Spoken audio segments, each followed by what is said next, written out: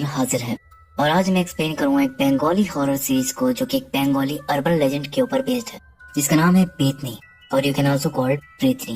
Bengali folklore के according Petni उन लड़कियों की आत्मा को बोला जाता है जिनकी डेथ कम एज में हो गई हो, जिनकी शादी ना हुई हो या कोई इच्छा अधूरी रह गई हो। इसकी कहानी काफी बढ़िया है, मुझे काफी पसंद आई है। उम्मीद करता हूँ कि आपको भी पसंद आएगी। तो चलिए बिना किसी देरी के जल्दी से वीडियो स्टार्ट करते हैं। इस शुरुआत में हम 4 दोस्तों को देखते हैं जिनके नाम थे नीलेश, जूही, राका सेन और शोभन। ये चारों रायपुर के एक रिजॉर्ट में ठहरे हुए थे। रात को डिनर के बाद ये लोग लॉन्ग ड्राइव पर घूमने निकलते हैं। इन्होंने थोड़ी ड्रिंक वगैरह भी कर रखी थी, इसलिए इनके बीच यह तय हुआ था कि 40 की स्पीड को क्रॉस नहीं करेंगे। ड्राइविंग जो है वो नीलेश कर रहा होता है। इसी दौरान ये लोग सापुन कोला के रास्ते से गुजरते हैं जो कि काफी सुनसान होता है। तभी रास्ते में वो एक लड़की को रोड पर चलते हुए देखते हैं जो कि उन्हें काफी अजीब लगता है कि रात के समय रोड पर एक अकेली लड़की भला क्या कर रही है। लेकिन फिर कुछ टाइम के बाद वो राका को फिर से दिखाई देती है। वो नीलेश को बताती है कि फिर से वही लड़की को देखी है। नीलेश कहता है कि ये कैसे हो सकता है, हम उसे 3 किलोमीटर पीछे छोड़ा है। जूही कहती है कि तुम्हें कुछ ज्यादा ही चढ़ गई है, इसलिए तुम्हें चीजें दिखाई दे रही है। लेकिन फिर कुछ टाइम के बाद एकदम से वो लड़की कार के सामने आ जाती है और गाड़ी की स्पीड भी अचानक बढ़ जाती है, जबकि स्पीडोमीटर पर सुई 40 पर ही दिखा रही थी। नीलेश ब्रेक मारता है लेकिन ब्रेक भी फेल हो चुके थे और इसी दौरान की गाड़ी जंगल में घुसकर पेड़ से टकरा जाती है और ये एक्सीडेंट हो जाता है। फिर अगली सुबह यहाँ के लोकल्स को वो सब घायल हालत में बेहोश मिलते हैं, जिसके बाद वो पुलिस को कॉल करके बुला लेते हैं। फिर इंस्पेक्टर गोपाल उन लोगों से बात करते हैं, उनका नाम वगैरह पूछते हैं और कांस्टेबल से कहते हैं कि इन तीनों का फोन नंबर वगैरह लिख लो। तभी जूही कहती है कि हम 3 नहीं 4 लोग हैं और तभी उन्हें रियलाइज होता है कि राका मिसिंग थी। खैर गोपाल उन तीनों को हॉस्पिटल भिजवा देते हैं और फिर उनके रिसोर्ट में जाकर उनकी आईडीज वगैरह चेक करते हैं, जिसमें उन्हें राका की इन्फॉर्मेशन मिल जाती है। तभी वहाँ पर एसडीपीओ प्रकाश आते हैं क्योंकि उनके एरिया में एक लड़की गायब हुई थी और ये काफी सेंसिटिव मैटर था। वो गोपाल को जल्द से जल्द राका का पता लगाने के लिए बोलते हैं, जिसके बाद राका को ढूंढने के लिए एक सर्च ऑपरेशन चलाया जाता है। राका को गायब हुए 4 दिन हो चुके थे लेकिन उसका कुछ पता नहीं चल रहा था। इसी दौरान गोपाल को एक सैंडल मिलती है जो कि राका की थी। फिलहाल की स्थिति को देखते हुए तो गोपाल को यही लग रहा था कि तीनों ही राका को मार करके गाड़ दिए हैं। पूछताछ करने पर सब सामने आ जाएगा। तो सबसे पहले जूही से बात करते हैं, जिसमें कि उन्हें पता चलता है कि नीलेश और राका दोनों रिलेशनशिप में है। एक्सीडेंट वाली रात नीलेश और राका के बीच में झड़प हो गई थी क्योंकि वो नीलेश के फोन में उसकी एक्स निशा का मैसेज देख ली थी। राका का कहना था कि वो अभी भी अपनी एक्स को पूरी तरह नहीं छोड़ा है और झगड़ा करने लगती है। तब जूही और शोभन बीच में आकर किसी तरह उन्हें समझाकर शांत किए और फिर सबका मूड लाइट करने के लिए नीलेश ने लॉन्ग ड्राइव का आइडिया दिया था। इसके बाद गोपाल शोभन से बात करते हैं। वो भी यही बताता है कि ड्रिंक के बाद ड्राइविंग का आइडिया नीलेश का ही था। उसने कहा था कि वो 40 की स्पीड पर ड्राइव करेगा, इसलिए कुछ नहीं होगा और वाकई में एक्सीडेंट होता ही नहीं। लेकिन रास्ते में अचानक स्पीड बढ़ गई। स्पीडोमीटर तो 40 की स्पीड दिखा रहा था लेकिन कार की स्पीड 100 पर लग रही थी। ब्रेक्स वगैरह सब काम करना बंद कर दिए थे। सब कुछ बहुत अजीब था। इन सब बातों से तो गोपाल को नीलेश पर ही शक हो रहा था। अब वो नीलेश से बात करते, उससे निशा के बारे में पूछते हैं, जिस पर वो बताता है कि निशा उसकी एक्स वाइफ थी। गोपाल कहता है अच्छा ये बताओ, जब बात 40 की स्पीड पर ड्राइव करने की हुई थी तो तुम कार की स्पीड क्यों बढ़ाए थे? नीलेश समझ आता है कि पुलिस उस पर शक कर रही है। वो कहता है कि उसने जानबूझकर कुछ नहीं किया, बल्कि उस रात उनके साथ कुछ बहुत अजीब हुआ था। हम लोग सापन कोला से गुजर रहे थे, तभी रोड पर हमने किसी लड़की को देखा। फिर 3 किलोमीटर आगे वो फिर से दिखाई दी और एकदम से कार के सामने आ गई। तभी कंट्रोल मेरे हाथ से छूट गया। मुझे ऐसा लगा जैसे कार को कोई और कंट्रोल कर रहा है और फिर मैंने उस लड़की को बैक सीट पर देखा और इतने में एक्सीडेंट हो गया। फिर सबसे बात करने के बाद गोपाल अपने घर आते हैं जहाँ उनकी वाइफ उन पर गुस्सा कर रही थी क्योंकि उनकी बेटी को देखने लड़के वाले आने वाले थे, लेकिन गोपाल अवेलेबल नहीं थे। इस पर गोपाल समझाने की कोशिश करते हैं कि वो बहुत बिजी हैं। हमारी बेटी की एज की एक लड़की 5 दिन से मिसिंग है। फिर शाम को राका के मॉम डैड गोपाल से मिलने आते हैं। वो बहुत परेशान थे क्योंकि राका को गायब हुए 5 दिन हो चुके थे। वो रिक्वेस्ट करने लगते हैं कि प्लीज हमारी बेटी को ढूंढ दीजिए। गोपाल कहते हैं कि आप प्लीज भरोसा रखें, सर्च जारी है, हम राका को ढूंढ लेंगे। और सरप्राइजिंगली दूसरी तरफ हम जंगल में राका को देखते हैं जो कि पूरी तरह कीचड़ से सनी हुई एक गड्ढे से बाहर निकलती है और वहीं पर बैठ से हिलने लगती है। फिर अगले दिन वहाँ का कोई लोकल राका को देखकर पुलिस को कॉल कर देता है। इसके बाद फाइनली पुलिस को राका मिल जाती है, लेकिन जहाँ वो मिली थी वो जगह एक्सीडेंट वाली साइड से 80 फीट दूर थी, जो कि काफी अजीब बात थी। और इससे भी अजीब राका की हरकतें थी। जब गोपाल से पूछते हैं कि आप ही राका सेन हो, तो राका कुछ नहीं बोलती और नाम में अपना सिर हिलाती है। तो गोपाल उसकी फोटो निकाल कर कंफर्म करते हैं कि वो राका ही थी। फिर अपने सीनियर को कॉल करके बता देते हैं कि उन्हें राका मिल गई है, लेकिन उसे अपना नाम याद नहीं। उसका सीनियर तुरंत राका को हॉस्पिटल में शिफ्ट करने के लिए कहता है। इसके बाद गोपाल अपनी टीम के साथ राका को हॉस्पिटल भिजवा देते हैं और अकेले उस गड्ढे को देखने जाते हैं जिसमें से राका बाहर आई थी। फिर गोपाल उस गड्ढे में उतर कर देखते हैं जिसमें की एक बड़ी सी टनल होती है। उन्हें काफी हैरानी होती है कि एक्सीडेंट के बाद राका यहाँ कैसे पहुंची। और तभी उनके पीछे एक काला साया दिखाई देता है जो कि उस लड़की का ही था। फिर सीन यहाँ से कट होता है जहाँ हॉस्पिटल में राका को देखने उसके मॉम डैड आते हैं, लेकिन राका अपने मॉम डैड को भी नहीं पहचान रही थी। उसकी माँ जब उसे टच करती है तो वो उसका हाथ भी झटक देती है। उसकी माँ कहती है कि बेटा राका तुम्हें क्या हो गया, जिस पर राका और गुस्सा हो जाती है। उसकी आवाज भी बदल जाती है। वो कहती कि मैं राका नहीं हूँ। अब गोपाल भी वहीं पर होते हैं। वो कहते तुम राका नहीं हो तो कौन हो, अपना नाम बताओ। जिस पर राका चिल्लाने लगती है। ये देखकर डॉक्टर कहती है कि आप लोग इसे अकेला छोड़ दीजिए, लगता है इसकी याददाश्त चली गई है। और फिर इन सब के जाने के बाद राका बेड के नीचे देखने लगती है जहाँ उसे वही लड़की दिखाई देती है। वो उसे देखकर अजीब तरह से स्माइल करती है। दूसरी तरफ गोपाल नीलेश से बात करते हैं, उसे राका के बारे में बताते हैं और अगले दिन उसे हॉस्पिटल बुलाते हैं कि शायद राका उसे पहचान ले। दूसरी तरफ राका फाइनली अपने होश में आ जाती है। इसके बाद वो उसी प्रेतनी को देखती है जिससे बहुत डर जाती है और सिस्टर को बुलाने लगती है। तभी प्रेतनी अंधेरे में गायब हो जाती है, लेकिन फिर अगले ही पल वो राका को अपने बगल में दिखाई देती है और डर के मारे राका की तो सांस ही अटक जाती है। तभी सिस्टर आकर कहती है कि तुम चिल्ला कर रही हो, क्या हुआ? लेकिन तब तक प्रेतनी राका को पोजेस कर ली थी। वो धीरे से अपना सिर हिलाती है कि कुछ नहीं। फिर सिस्टर उसे सोने के लिए बोलकर चली जाती है। अगले दिन गोपाल नीलेश को राका से मिलवाता है कि शायद वो उसे पहचान ले। नीलेश राका से बात करने की कोशिश करता है कि राका मुझे पहचाना, मैं नीलेश। जिस पर राका बहुत गुस्से में आ जाती है। उसकी टोन भी बदल जाती है और कहती है कि मैं राका नहीं हूँ। और फिर अचानक से वो नीलेश का कंधा बहुत जोर से पकड़ लेती है। गोपाल जब उसे छुड़ाने जाते हैं तो गोपाल को भी धक्का मारकर दूर फेंक देती है।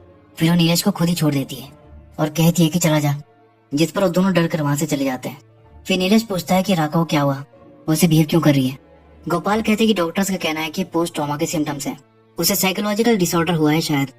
लेकिन मैं ये सोच रहा हूँ कि एक्सीडेंट के बाद राका उस टनल में कैसे पहुंची, 5 दिन कीचड़ में बेहोश पड़ी, वो कैसे सर्वाइव की होगी। नीलेश कहता है कि तो सर आपको क्या लगता है? गोपाल कहते हैं भाई मुझे तो लगता है कि कोई राका को एक्सीडेंट स्पॉट से उठाकर उस गड्ढे तक ले गया और वहां उसे मरने के लिए छोड़ दिया। नीलेश कहता है लेकिन राका को कौन मारना चाहता है? गोपाल कहते हैं कि मुझे तो तुम्ही पर शक है, शायद निशा के चक्कर में तुम उसे मारना चाहते हो। लेकिन नीलेश कहता नहीं है और वो राका से प्यार करता है। इस पर गोपाल कहते हैं कि सच्चाई तो निकल आएगी जब राका को सब याद आ जाएगा। इसी दौरान हम एक बूढ़े आदमी को भी देखते हैं जो कि उनकी बातें सुन रहा था। फिर इन सब के बाद राका के मॉम डैड उसे हॉस्पिटल से घर लेकर जाने लगते हैं और वो बूढ़ा छुपकर राका को ही देख रहा था। फिर घर पर राका की मॉम उससे कहती है कि बताओ बेटा तुम्हारे लिए क्या बनाऊं, क्या बाहर से कुछ मंगाओगी? तो राका कहती है कि मुझे अपने घर जाना है। उसकी मॉम कहती है कि बेटा तुम्हारे घर है, लेकिन राका बार बार वही दोहराई जा रही थी कि मुझे अपने घर जाना है। तभी उसके डैड से जोर से झटकते हैं, तब जाकर वो होश में आती है और अब वो अपने मॉम डैड को भी पहचानने लगती है। वो कहती है कि माँ मुझे क्या हुआ था। उसकी मॉम बताती है कि बेटा तुम्हारा एक्सीडेंट हुआ, तुम्हें याद नहीं? तब राका को एक्सीडेंट वाला पूरा सीन याद आ जाता है और वो लड़की भी जिसकी वजह से वो एक्सीडेंट हुआ था। फिर रात में राका को एक सपना आता है जिसमें कि वो खुद को उसी गड्ढे में पड़ी हुई देखती है। फिर जब वो उठकर वहां से निकलने लगती है तभी वो उसी लड़की को देखती है और डर जाती है। इसके बाद वो लड़की राका को अपने पीछे एक बंगलो तक लेकर जाती है और फिर चुपचाप खड़ी हो जाती है। तभी पीछे से एक आदमी आता है और उस पर अटैक करके उसे मार देता है। ये देखकर राका जोर से चीखती है और उसे जोयता कहकर बुलाती है। फिर अगले दिन राका नीलेश के ऑफिस उससे मिलने जाती है। उसे बताती है कि मेरे साथ कुछ बहुत अजीब हो रहा है। डॉक्टर्स तो इसे पोस्ट ट्रॉमा बता रहे हैं, लेकिन मुझे लगता है कि कुछ और है। नीलेश कहता है कि शायद वो जानता है और उसे हॉस्पिटल वाले इंसिडेंट के बारे में बताता है कि जब मैं तुमसे मिलने आया था तो तुम अलग ही टोन में बात कर रही थी, वो तुम्हारी आवाज नहीं लग रही थी, किसी और लड़की की आवाज थी। तभी राका वहाँ उसी बूढ़े आदमी को नोटिस करती है जो उसे ही देख रहा था। फिर यहाँ से दोनों कैफे जाते हैं जहाँ पर नीलेश वाली बात भी शेयर करता है कि उस वक्त वो उस लड़की को अपनी कार की बैक सीट पर देखा था और उसके बाद ही एक्सीडेंट हुआ था। राका बताती है कि उस लड़की का नाम जोयता है। नीलेश कहता है लेकिन तुम्हें कैसे पता? राका कहती है कि पता नहीं, लेकिन मुझे ऐसा लग रहा है जैसे कोई मेरे अंदर घुस रहा है, धीरे धीरे मुझ पर कब्जा कर रहा है, जैसे कुछ पैरानॉर्मल टाइप का। तभी वो उस बूढ़े को फिर से नोटिस करती है, लेकिन जब तो वो नीलेश को बताती है वो बूढ़ा वहां से चला जाता है। राका कहती है कि उस बूढ़े को ऑफिस के पास भी देखी थी, शायद ही उन पर नजर रख रहा है। और तभी वो नीलेश की गर्दन पर एक बड़ा सा कट देख कर डर जाती है। राका कहती है कि तुम्हारे गर्दन पर बड़ा सा कट लगा है और खून बह रहा है, लेकिन अगले ही पल वो निशान गायब हो जाता है। राका बहुत परेशान हो जाती है तो फिर अपने घर के लिए निकल जाती है, लेकिन तभी रास्ते में वो देखती है कि जोयता उसके बगल में बैठी थी। फिर डरते डरते वो उसकी फोटो लेने लगती है, लेकिन जोयता उसे फोटो लेने से मना करती है कि मत करो, मुझे इससे दर्द होता है। तभी ड्राइवर कहता है कि मैम क्या हुआ? राका कहती है कि कुछ नहीं, लेकिन तभी वो मिरर में जोयता को देख लेता है और डर के मारे ब्रेक मार देता है। फिर वो पीछे मुड़कर देखता है तो जोयता वहां पर नहीं थी, क्योंकि वो राका को फिर से पोजेस कर ली थी। फिर इसके बाद जब राका नॉर्मल होती है तो वो एक साइकोलॉजिस्ट के पास जाती है। उसे पता ऐसा लगता है जैसे कोई मेरे अंदर है, हर जगह मुझे एक लड़की का भूत दिखाई देता है, मैंने अपने सपने में उसका खून होते हुए देखा है।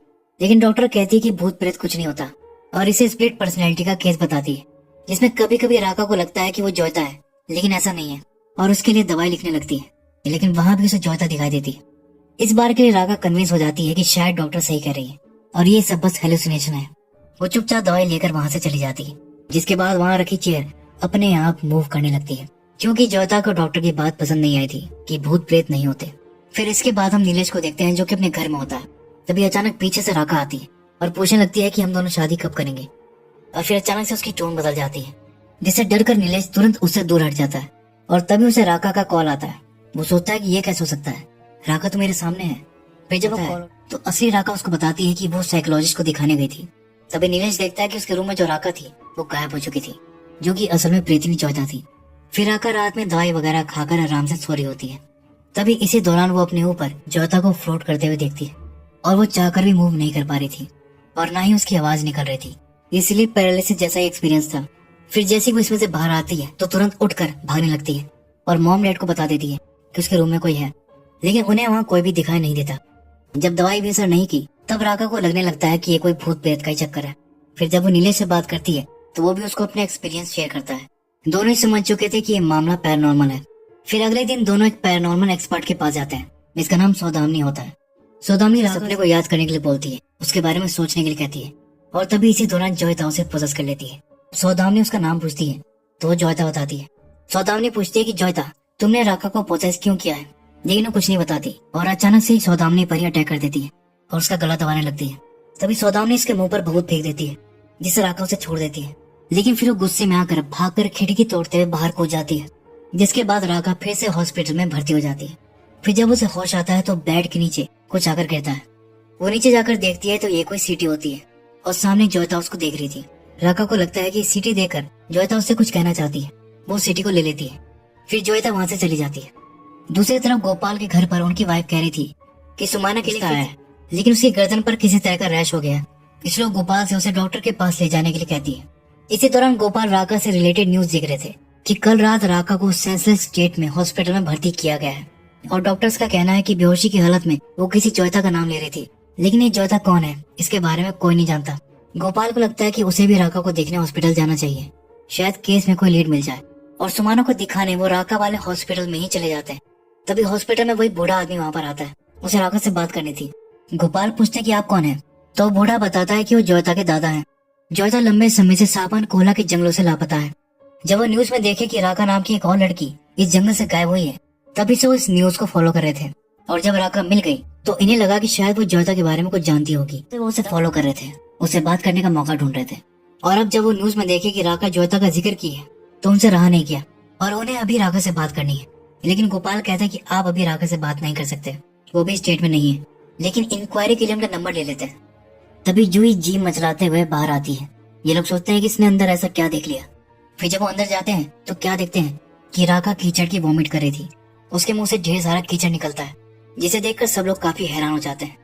फिर जब राका ठीक होती है तो नीलेश को वही सीटी दिखाकर कहती है कि जोयता ने दी है।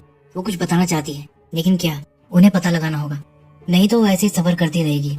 दूसरी तरफ रात के समय गोपाल को अपनी बेटी सुमाना के रूप में जोयता दिखाई देती है। वो कह रही थी कि मैं बहुत तकलीफ में हूँ, लेकिन गोपाल उसे देखकर बहुत डर जाता है। फिर अगले ही पल वो गायब हो जाती है। अगले दिन नीलेश और राका सापान कोला के उसी गड्ढे वाली जगह पर देखने जाते, जहाँ राका उस बंगलों को नोटिस करती है जिसे वो अपने सपने में देखी थी। उस बंगलों का नाम मधुबन था। राका उसको बताती है कि यहीं पर जोयता का खून हुआ था और शायद वो ये चाहती है कि हम उसको इंसाफ दिलवाएं। इसके बाद राका उस बंगलों की और सिटी की फोटो सोशल मीडिया पर पोस्ट कर देती है और साथ में जोयता का नाम भी मेंशन करती है कि अगर किसी को भी कुछ पता हो तो तुरंत उनसे कांटेक्ट करें। फिर इसके बाद जोयता के दादा गोपाल से बात करने आते हैं, क्योंकि उन्होंने वो पोस्ट देख ली थी और बताते हैं कि राका जिस 1069 वाली सिटी को मेंशन की है वो जोयता की है। आज से 15 साल पहले जोयता सापन कोला में एनसीसी की ट्रेनिंग लेने गई थी और फिर अचानक ही वो गायब हो गई। तब से उसे खोज रहे हैं। पुलिस में भी रिपोर्ट की थी, लेकिन कुछ पता नहीं चला। फिर जब वो गोपाल को जोयता की फोटो दिखाते हैं तो गोपाल एकदम से चौंक जाता है कि ये तो वही लड़की है, इसका भूत मुझे दिखाई दिया था, यानी ये मर चुकी है। लेकिन अभी उसके दादा को कुछ नहीं बताते और पहले राका को बुलाकर उससे बात करते हैं। राका बता देती है कि वो अपने सपने में जोयता का खून होते हुए देखी है सापुन कोला के पुराने बंगलों में, लेकिन वो खूनी का चेहरा नहीं देख पाई। वो शैडो की तरह दिखाई दे रहा था। वो कहती है सर मैं सच बोल रही हूँ, प्लीज मेरी बात यकीन कीजिए। गोपाल कहते कि मुझे तुम्हारी बात पर पूरा यकीन है, जोयता की स्पीड को मैंने भी देखा है, तुम लोग चिंता मत करो, मैं इस केस को देखता हूँ। इसके बाद जब राका घर जाती है तो जोयता फिर से उसके सामने आती है और अपने पेट पर हाथ रखती है, जिससे राका को समझ आता है कि मरने से पहले वो प्रेग्नेंट थी। और फिर ये सब वो नीलेश को बताती है। तभी गोपाल उन्हें कॉल करके कहता है कि एसडीपी और प्रकाश सर आपसे बात करना चाहते हैं। फिर प्रकाश राका से कहता है कि आप 100% श्योर हैं कि ज्योता मर चुकी है। राका कहती है कि जी सर। तब प्रकाश उनसे बात करने के लिए अपने ऑफिस बुलाता है, जहाँ पर वो बताता है कि वो ज्योता को पर्सनली जानता है। एनसीसी में वो मेरी जूनियर थी, लेकिन आप लोग उसे कैसे जानते हैं और ये कैसे कह सकते हैं कि वो मर चुकी है। राका बताती है कि ज्योता के भूत ने उसको बताया, मतलब विजन दिखाया, और अपनी एक्सीडेंट से लेकर अब तक सब पैरानॉर्मल एक्सपीरियंस के बारे में भी बता देती है। लेकिन तभी प्रकाश यहाँ पर बहुत ही शॉकिंग बात बताता है। वो कहता है कि ज्योता तो जिंदा है, वो 2008 में गायब हुई थी, लेकिन उसके बाद भी मुझे उसके लेटर आते रहे, जिसमें कि वो बताया कि वो सब कुछ छोड़कर संन्यास ले लिया है और कोई उसे ना ढूंढे। 2011 में उसका लेटर हैदराबाद से आया था और 2019 पौंडीचेरी से लेटर भेजी है। राका कहती है कि ये कैसे हो सकता है, मैंने उसके भूत को देखा है, वो मर चुकी है, उसने मुझे अपने मर्डर का विजन भी दिखाया है। फिर प्रकाश भी सोच में पड़ जाता है कि अगर ज्योता मर चुकी है तो फिर उसके नाम से लेटर्स कौन भेज रहा है, स्ट्रेंज। फिर वहाँ से लौटकर नीलेश और राका बातें करने लगते हैं कि मतलब राका 2019 तक जिंदा थी, उसका मर्डर बाद में हुआ है, यानी 2019 के बाद किसी काम से मधुबन वापस आई, जहाँ पर कोई उसका मर्डर कर दिया। लेकिन अगली बार राका को थोड़ी गलत लगती है, क्योंकि अपने सपने में जब वो मधुबन वाला घर देखी थी तो वो इतना पुराना नहीं लग रहा था जितना अब रियल में लग रहा है, और 4-5 साल में इतना फर्क थोड़ी पड़ता है। यानी ये इंसिडेंट नया नहीं बल्कि बहुत पुराना है, 2008 का ही है। लेकिन फिर वो चिट्ठियां किसे लिखी, सब काफी कंफ्यूजिंग सा हो चुका था, उन्हें अब कुछ भी समझ नहीं आ रहा था। इन सब के बीच हम झुमा नाम की लेडी को देखते हैं, जो कि ज्योता की पुरानी दोस्त थी। वो भी राका का पोस्ट देख ली थी और उसे मैसेज करती है। लेकिन राका पहले प्रकाश के घर जाकर उन लेटर्स को देखती है जिसमें आध्यात्मिक से जुड़ी बातें लिखी थी। फिर बातों ही बातों में उन्हें प्रकाश से किसी सोमेन नाम के आदमी का पता चलता है। प्रकाश को लगता था कि शायद सोमेन और ज्योता का अफेयर चल रहा था, लेकिन वो कहता है कि सोमेन सही लड़का नहीं था। तभी राका कहती है कि ज्योता प्रेग्नेंट थी, क्या आपको ये पता है? प्रकाश कहता है कि हाँ मुझे पता है, उसने इस बात का जिक्र किया था, लेकिन ज्यादा कुछ नहीं बताया। फिर प्रकाश के घर से लौटते वक्त दोनों ये सोचने लगते हैं कि जरूर सोमेन ही कुछ किया है। लेकिन तभी खुद सोमेन ही राका को कॉल कर देता है, कहता है कि उसने राका की ज्योता वाली पोस्ट देखी है और उससे बात करना चाहता है। फिर इसके बाद दोनों सोमेन से मिलने जाते हैं, जिससे उन्हें पता चलता है कि असल में उसका और ज्योता का अफेयर नहीं चल रहा था, वो बस क्लोज फ्रेंड थे। ज्योता के पहले वो उसके साथ था। वो बताता है कि मैं उसे अबॉर्शन करवाने ले जा रहा था क्योंकि उसका बॉयफ्रेंड उससे शादी करने का वादा करके मुकर गया था। राका पूछती है कि वो बच्चा किसका था। सोमेन कहता है कि पता नहीं, ज्योता ने मुझे नहीं बताया। लेकिन फिर रास्ते में उसका कॉल आया था, वो ज्योता से शादी करने के लिए मान गया था और उसे बुला रहा था, जिससे ज्योता काफी खुश हो गई थी। उसे तुरंत उसके पास जाना था। फिर मैं सापन कोला के पास ही उसे ड्रॉप करके चला गया। मैंने उसे पूछा भी था कि वो कौन है, लेकिन उसने नहीं बताया। कहा कि शादी के दिन तुम्हें पता चल जाएगा। और इसके बाद मैंने ज्योता को कभी नहीं देखा। फिर वो उनसे कुणाल नाम के लड़के के बारे में जिक्र करता है, कहता है कि मुझे तो उस पर शक है, वो बंदा सही नहीं था, उसने ही कुछ किया होगा। उसकी ज्योता पर गंदी नजर थी। एक बार कैंप के दौरान रात के समय में वो उसके साथ जबरदस्ती करने की भी कोशिश किया था, लेकिन मत बताना कि मैंने आपको बताया है, वो बहुत ही खराब टाइप का आदमी है। राका कहते कि चिंता मत करो, हम तुम्हारा नाम मेंशन नहीं करेंगे। और अभी लोग सोच रहे थे कि जब कुणाल ज्योता को नहीं पा सका तो फ्रस्ट्रेशन में आकर वही ज्योता का खून कर दिया। फिर ये लोग कुणाल के जिम से बात करने जाते हैं, कहते हैं कि हमें ज्योता मिसिंग केस के बारे में बात करनी है।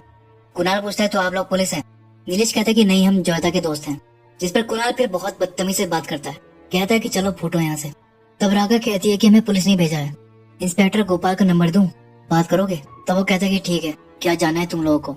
नीलेश कहता है कि क्या सच है कि तुम ज्योता को पसंद करते थे और एनसीसी कैंप में उसके साथ जबरदस्ती भी किए थे? जिस पर कुणाल भड़क जाता है और नीलेश का कॉलर पकड़ कर कहता है कि मैं तुझे जान से मार दूं, पुलिस को तेरी लाश भी नहीं मिलेगी। राका कहती बिल्कुल वैसे ही ना, जैसे पुलिस को ज्योता की लाश नहीं मिली, तुम ही मारे हो ना उसको। लेकिन कुणाल साहब बोल देता है कि उसका ज्योता से कोई लेना देना नहीं है, उसके पीछे तो सोमन पड़ा था, एनसीसी में वो उसके साथ जबरदस्ती किया था। तब प्रकाश सर ने उसको बचाया था और इस हरकत के लिए उसे थप्पड़ी मारा था।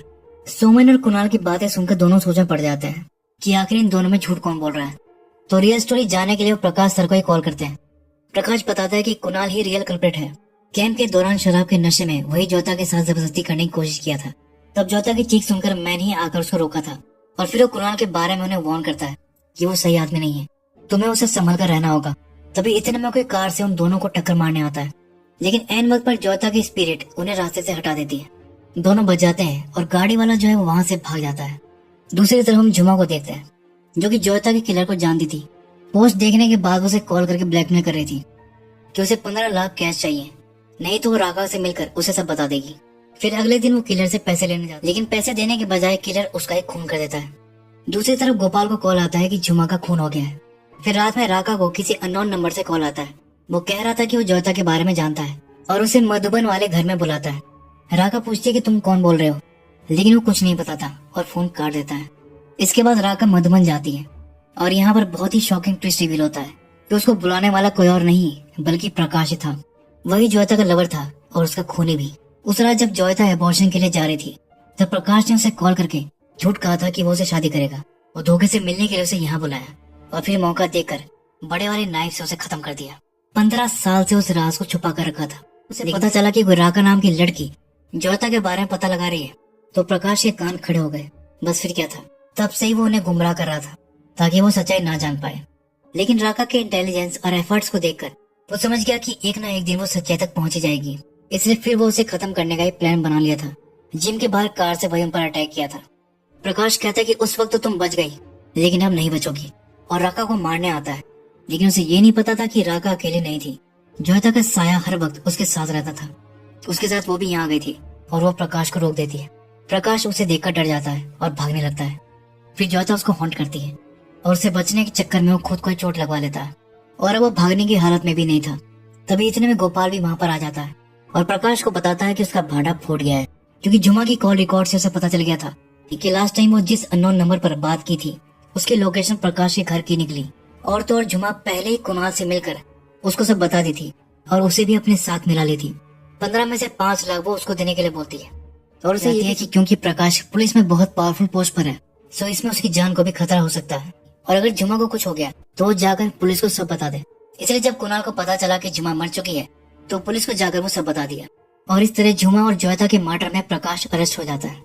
लेकिन अब पुलिस को जोयता की डेड बॉडी का पता लगाना था तो जोयता ही राका को अपने पीछे उसी टनल में लेकर जाती है जहाँ पर पुलिस को कीचड़ में दबा हुआ जोयता का कंकाल मिलता है। तो इस तरह जोयता का केस सॉल्व हो जाता है और उसे जस्टिस मिल जाता है और वो राका का पीछा छोड़कर चली जाती और राका फिर हो चुकी थी।